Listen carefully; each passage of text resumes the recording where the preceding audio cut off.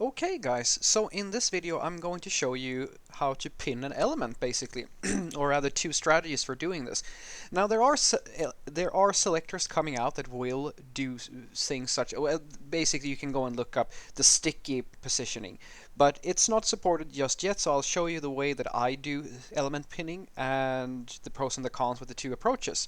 So let's get into it. Now, what is an element pin? Well, an element pin is that if I scroll down this content here, you see that this element sticks to my screen here, so it follows me as I scroll.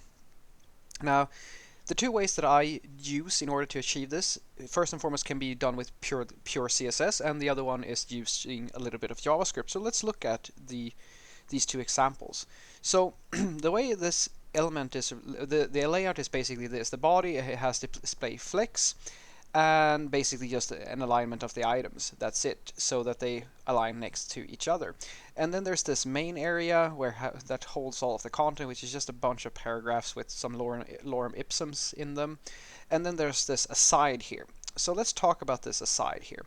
So in order to have this effect that the box sticks to my viewport as I scroll, I'm using position fixed, which will stick the element to the viewport, and then I say top 0, right 0, so it sticks to the top right of my screen, and then I have a width and a height, basically. That doesn't really matter all that much.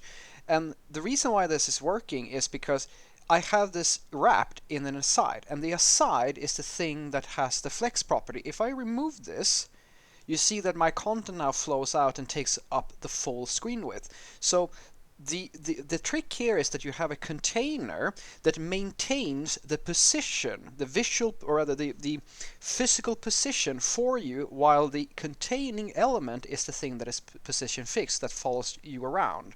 That's why this right column stays basically where it should be, because if you had put the fixed position on the aside, you would have the blue area would fill up the entire screen. So this is how you can do this with just basically pure CSS. But let's say, for the sake of argument, that you can't do that, and you need to do a little bit of JavaScript. Alright, here we have the same type of layout. We have the main area, the body. It's basically the exact same thing, right?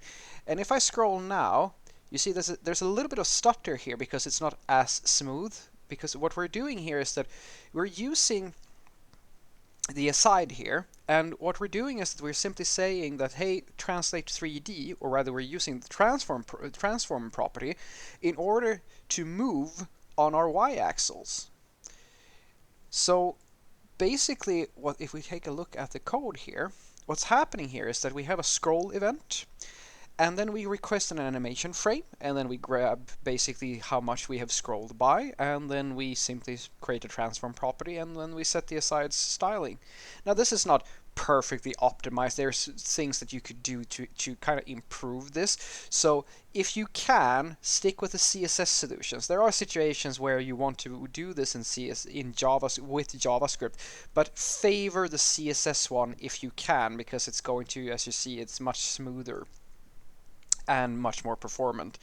And yeah, that's basically how two different ways you could do element pinning. Have a great day.